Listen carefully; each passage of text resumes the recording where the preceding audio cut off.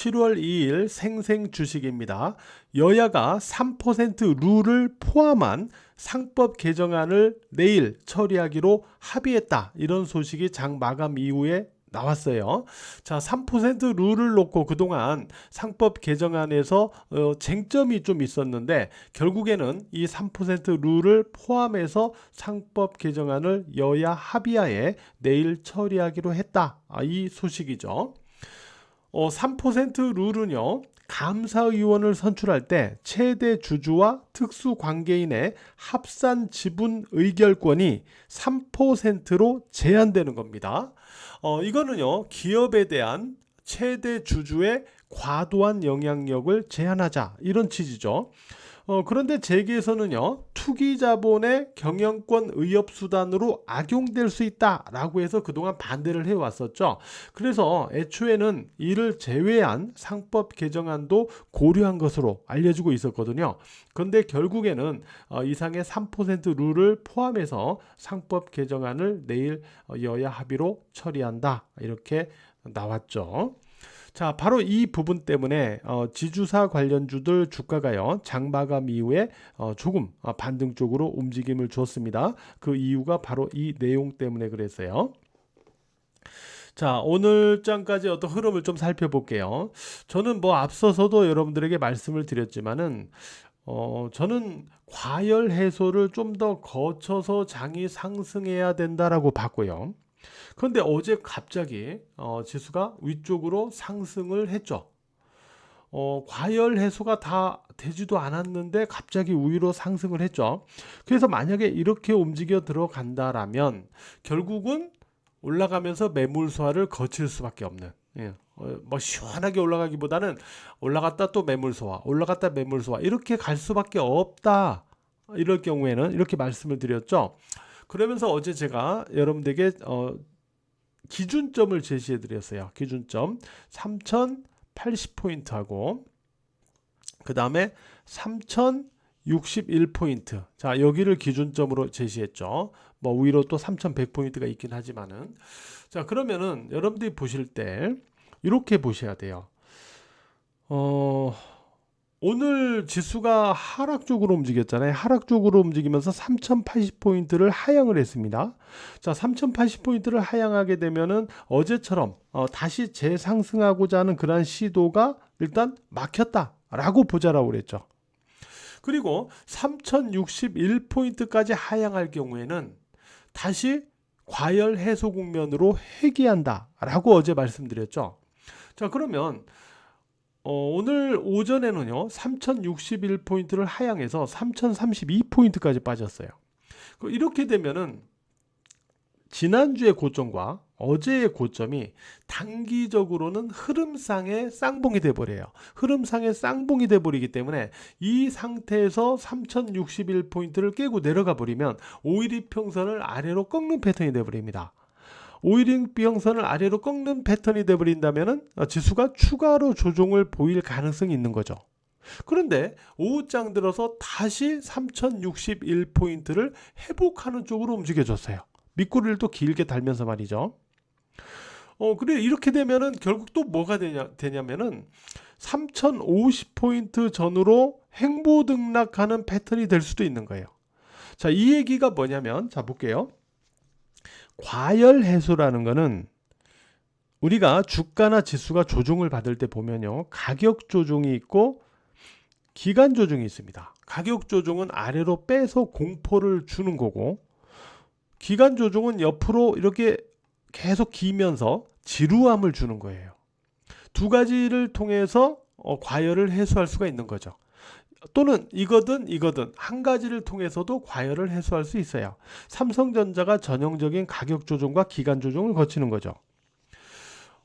그러면은 과열 해소가 둘 중에 하나는 나와야 과열 해소가 될 수 있다라고 본다라면 결국 지수는 3061포인트를 깨가지고 가격 조정 쪽으로 가느냐, 아니면 3060을 깼다 해보겠다, 즉 3050포인트 전후에 횡보 등락을 주는 기간 조정을 갖고 갈 거냐, 과열 해소를 할 거냐, 어느 쪽으로 갈 거냐, 이거를 갖다가 우리가 이제는 확인을 해봐야 되는 상황이 됐어요.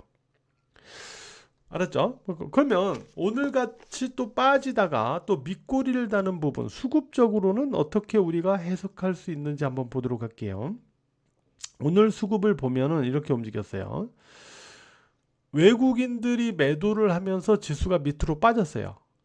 만약에 외국인들이 매도를 하면서 빠질 때 기관이 같이 매도에 동조를 했더라면 오늘처럼 밑꼬리를 달기가 쉽지는 않았어요. 근데 다행히 기관은 매도에 동참하지 않고 매수 쪽으로 임해줬어요. 저가 매수로. 그러다 보니까 개인 매수하고 같이 맞물려 가지고 밑꼬리를 만들면서 낙폭을 축소하는 그런 흐름이 가능했다라고 볼 수가 있습니다. 이 경우는 어떤 경우냐면은 일단 상승에 따른 과열이 있다 보니까 과열을 해소해야 된다라는 논리. 이건 올라가면 위로 나오는 매물이죠. 반면에 3,000포인트는 신정부의 상징적인 의미를 갖고 있다. 또 궁극적으로는 역사적 신고점을 경신할 것이다 라는 이 기대치는 반대로 아래로 빠지면은 또 저가 매수로서의 어떤 방어 역할을 해주고 있는 거예요.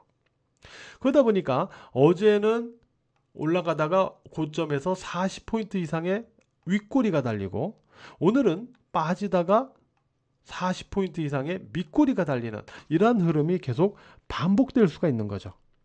따라서 이러한 과열 해소에 대한 부분과 저가 매수에 대한 부분이 팽팽할 경우에는 3050포인트 전후에서 행보등락으로 갈 수도 있는 거예요. 이게 만약에 매물 과열 해소 쪽으로 기운다면은 3061포인트를 깨고 내려간다면은 또 가격 조정을 단기적으로 좀 줄 수도 있는 거고. 그죠? 그래서 이런 상황에서는 우리가 세 가지의 기준을 갖고 보자라고 말씀을 드릴게요. 자, 그 세 가지 지금부터 말씀드리면은 첫 번째는 3080포인트 역시 마찬가지입니다. 3080포인트. 만약에 오늘 이후에 다시 또 3080포인트 위로 회복이 된다.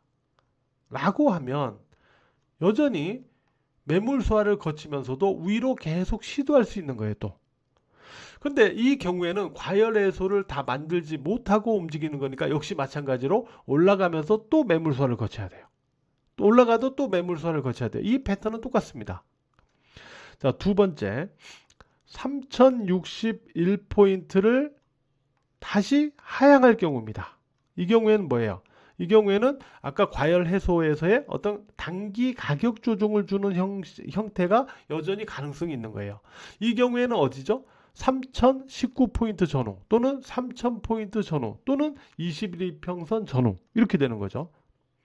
이쪽으로의 어떤 단기적인 가격 조정의 가능성.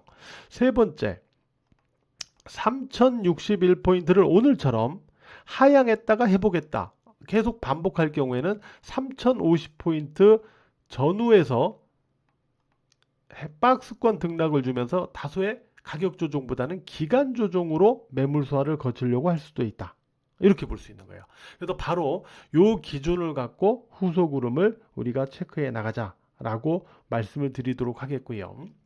자, 첫 번째 경우에는 일단 선별 매매가 유효하죠. 그죠? 종목별 선별 매매가 유효하고요. 두 번째 경우에는 매수보다는 일단 확인 관망하면서 과열 해소가 마무리되는 매수의 타이밍 자리를 노려서 매수하는 게 낫겠죠. 자, 세 번째 경우는 두 가지죠. 제한적인 선별 매매가 가능하되 박스권 등락이니까 짧게 샀다 팔았다 해야 돼요. 그것도 좀 병행을 해야 됩니다. 아울러서 지지선을 지지해주는 보유 종목은 보유가 유효하다라고 볼 수 있죠. 세 번째 패턴일 경우에는 이렇게 여러분들이 염두에서 전반적으로 체크를 대응 전략을 해 나갈 수 있다라고 말씀을 드리도록 하겠습니다. 오늘은 HD 현대건설기계. 자, 이 종목이 우리 주식장인과 멤버십 분들이 보유를 하고 있었는데, 이 종목이 오늘 HD 현대인프라코어하고 합병이 발표가 되면서, 갑자기 급반등을 했어요. 그래서 오늘 같은 날, 일단 어쨌든, 수익을 얻게 됐는데, 이게, 예상치 못했던, 이러한 또 모멘텀들이 나와서 또 수익을 주는 경우도 있더라고요. 그리고 어제 또 우리가 분할 매수, 2차 분할 매수로 2차 분할 매수로 접근했던 종목도 오늘 또 반등을 해서 오늘 같은 날 그래도 수익을 줬는데 그래도 전반적으로는 다소 조금 무거운 그런 하루였다라고 결국은 뭐 봐야 될 것 같아요. 어쨌든 오늘 제가 세 가지 어떤 기준점을 말씀드렸는데 어떤 경우든지 여러분들이 매매하시기 편한 그러한 시장의 분위기와 여건으로 후속 흐름이 전개가 됐으면 좋겠습니다. 오늘 하루도 매매하시느라고 모두 고생 많으셨어요.